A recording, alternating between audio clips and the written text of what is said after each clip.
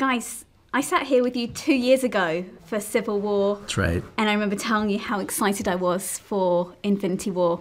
And here we are 2 years later, and I'm still excited because I still haven't seen the film. Yeah. But it must be a relief for you that it is finally coming, because people have been talking about it for so long. Well, without question, I think that part of what's fun about directing movies for Marvel is this, this massive global audience with this incredible passion for the stories.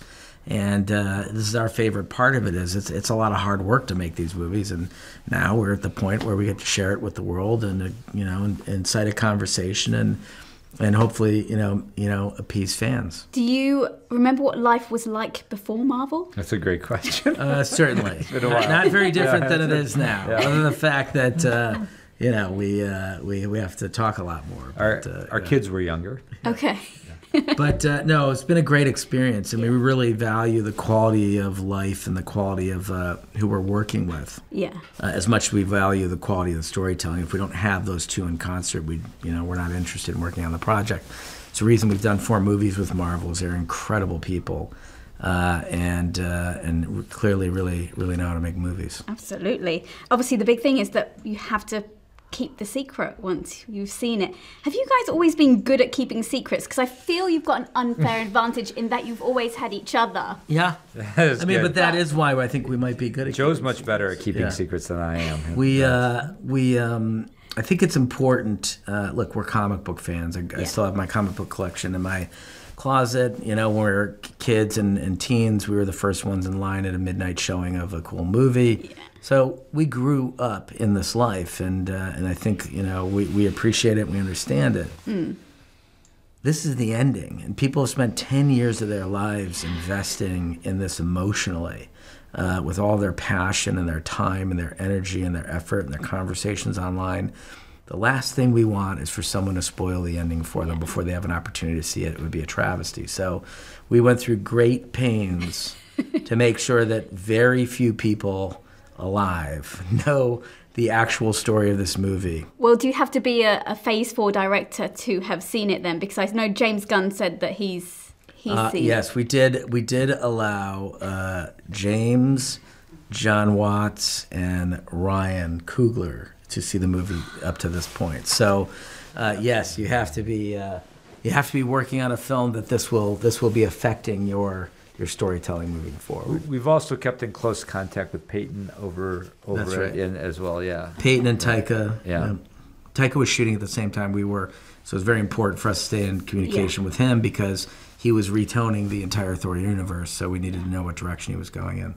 Well, do you think if we hadn't had Guardians and the comedy, do you think that this film would have the same tone that it does now?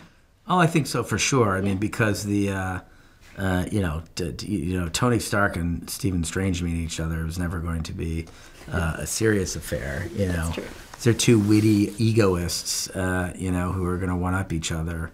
You have Peter Parker in the film, who's going to bring a comedic tone to everything he does, because he's got a child's point of view about life. So, it was our intention early on that the characters who bring comedy to the movie, because that's who they are, and we're mixing different tones. That's part of what's exciting.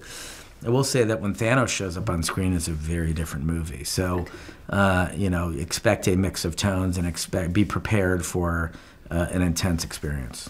And I know you've said that there are no egos on set, despite having this incredible A-list cast. No. But was anyone who really surprised you that you hadn't worked with before on the last films, who, in a nice way, was like, oh, they're not at all how I expected them to be? What's interesting is that I would say Karen Gillan is is the opposite of Nebula. Which is amazing. One of the sweetest, nicest, and most intelligent, warm human beings you could possibly be around.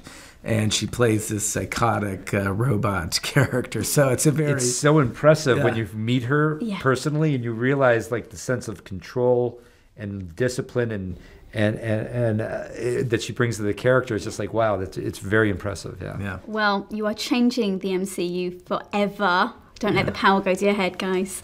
But it is, and I'm sure you won't, because I met you guys before and you are lovely. We serve the MCU. and you do it so well. I cannot wait to see this film. Thank you so much. All right, thank really you. Appreciate it. Great questions. Nice to Thank see you. you Yeah, that was really lovely Great to interview. see you. Thank you Yeah. very much.